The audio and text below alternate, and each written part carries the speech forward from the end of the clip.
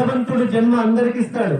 33 కోట్ల దేవతలని చెప్తూ ఉంటారు, 86 లక్షల జీవరాశి అని చెప్తూ ఉంటాం. అందులో సమున్నతమైనటువంటి యొక్క జీవం ఉండి విచక్షణ జ్ఞానంతో అన్ని జంతువుల కంటే అగ్రస్థానంలో ఉన్నది కేవలం మానవ జన్మనే. భగవంతుడు ఎవరి రాత ఎలా రాస్తాడో మనకు తెలియదు, కానీ అందరి తెలివిలు అందరి చదువులు ఒక తీరు ఉండవమ్మా. పక్కోళ్ళు బాగా చదువుతున్నారు, పక్కోళ్ళు మీలాగా లేరు, పక్కోళ్ళ కంటే నువ్వు తక్కువని మీ పిల్లల్ని ఎప్పుడూ కూడా పక్క వాళ్ళతో పోల్చే ప్రయత్నం చేయకండి. మీ పిల్లవాడికి మీరిచ్చిన జన్మరీత్యా మీకున్నటువంటి యొక్క జీన్స్ అంటే మీకు శరీర అనువంశిక పరంగా ఎంత తెలివి ఉందో ఆ తెలివి పిల్లవాళ్ళు సాధన చేసిన దాన్ని బట్టి ఉంటుంది. అంతేగాని పక్క వాళ్ళు బాగుండాలని ఎదుటోళ్ళు మంచిగా ఉండాలని వాళ్లతో మీ పిల్లల్ని పోల్చి తక్కువ చేసి చూడకండి. అన్నిటికంటే ప్రధానంగా ఇంట్లో బిడ్డ కొడుకు ఉన్నా, ఇద్దరు బిడ్డలున్నా, ఇద్దరు కొడుకులున్నా, పిల్లలు ఎంత మంది ఉన్నా ప్రేమను సమానంగా పంచండి. ఎప్పటికీ స్కూల్ నుంచి వెళ్ళినా ఇంకెక్కడి నుంచి వెళ్ళినా దగ్గరికి తీసుకొని హగ్ చేసుకొని మీ ప్రేమను అందించండి అమ్మా. ఎందుకంటే చాలా మంది పిల్లలకు తల్లిదండ్రుల సమానమైన ప్రేమ దొరకట్లేదు ఈ రోజుల్లో.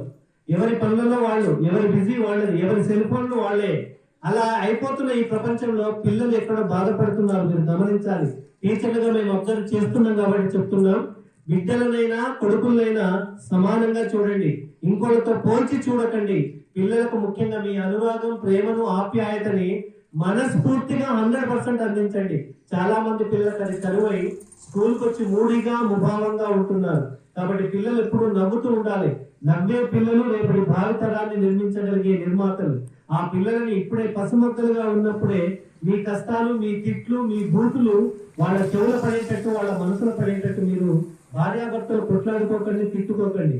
కాస్త పిల్లల ముందు డిగ్నిటీగా, గౌరవంగా ఉండి మీ సంస్కారాన్ని, సంప్రదాయాన్ని పిల్లలకు కూడా అందించాలని. ముఖ్యంగా పోల్చి చూడకండి.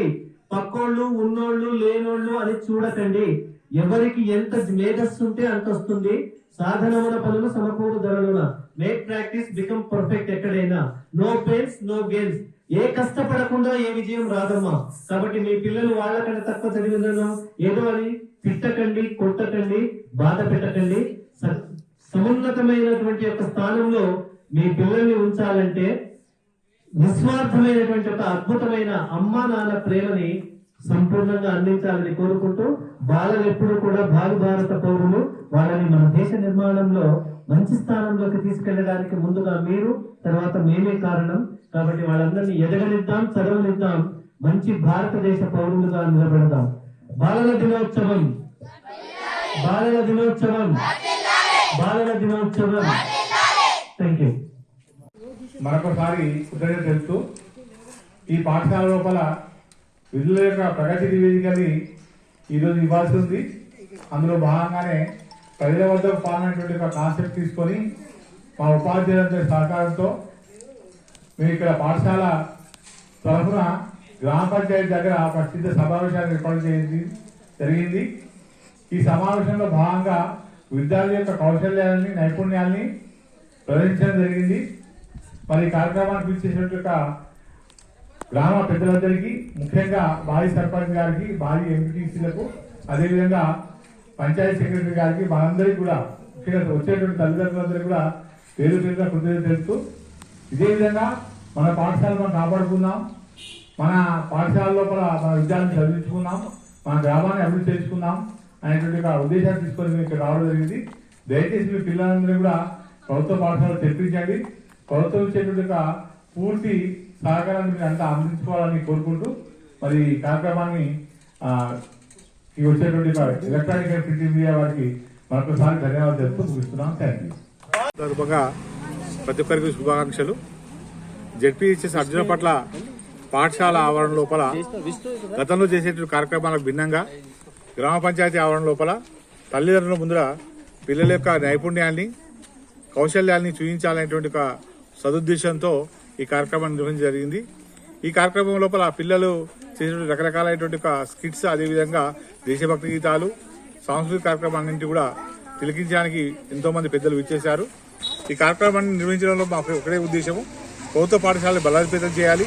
అదేవిధంగా రాష్ట్ర ప్రభుత్వం ఉచితంగా ఇచ్చేటువంటి రకరకాలైన విద్యా పథకాలని వీటన్నింటినీ కూడా పిల్లలు ఉపయోగించుకోవాలి.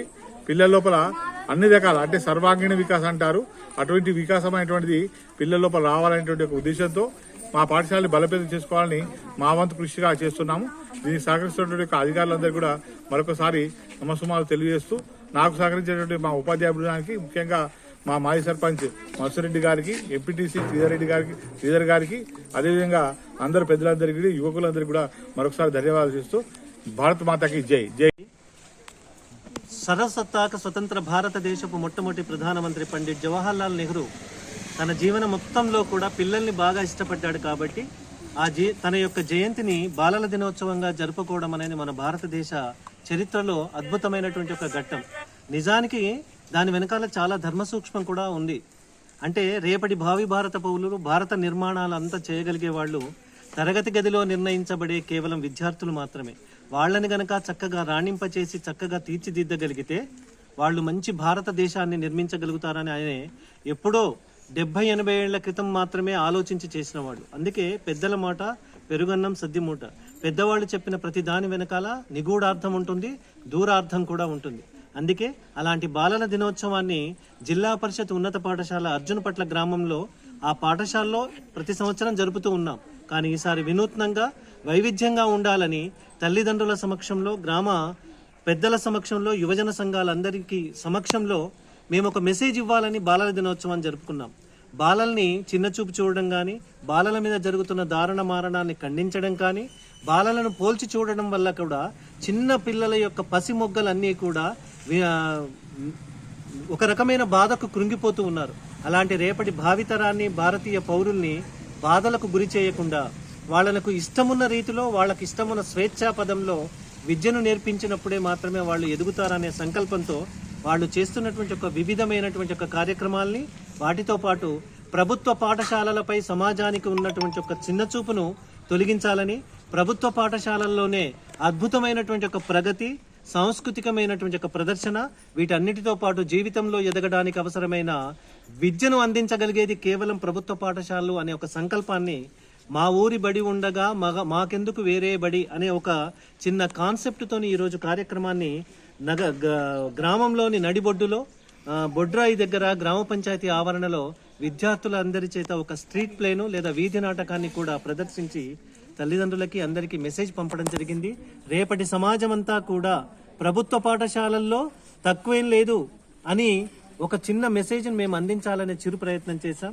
దానికి సహకరించిన మా పాఠశాల ప్రధానోపాధ్యాయులు శ్రీనివాసరావు గారు, సహకరించినట్టు మా ఉపాధ్యాయ బృందం, ఈ అర్జునపట్ల గ్రామ మాజీ సర్పంచ్ గారు మధుసూదన్ రెడ్డి గారు, అలాగే పంచాయత్ సెక్రటరీ రంజిత్ కుమార్ గారు, గ్రామస్తులు, తల్లిదండ్రులందరికీ కూడా మా పాఠశాల తరపున, ఉపాధ్యాయ బృందం తరపున బాలల దినోత్సవ శుభాకాంక్షలు అందజేస్తూనే, మేమేం తక్కువ కాదు అందరికంటే, మా ప్రభుత్వ పాఠశాలలో కూడా మీ పిల్లలను చేర్పించి మీరు ఊహించిన దానికంటే విజయాన్ని మేము అందించడానికి సిద్ధంగా ఉన్నాం అని గర్వంగా చెప్పుతూ మీ ముందుకొచ్చాం. ఆదరించిన, తిలకించిన, వీక్షించిన మీ అందరికీ కూడా మరొకసారి ధన్యవాదాలు.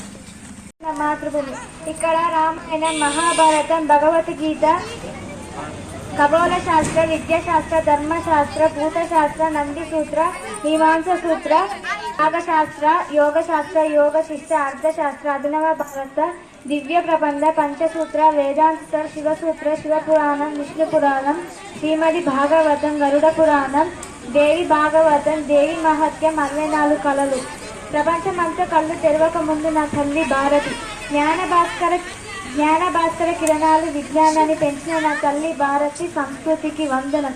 ఈ దేశంలో పుట్టిన నేను, మీరు అందరం ధన్యులం. అందుకే ఈ మాతృదేశ సేవలోనే బతుకుదాం. జనని జన్మభూమి ఇచ్చిన స్వర్గాయరి దర్యాసు. జై హింద్.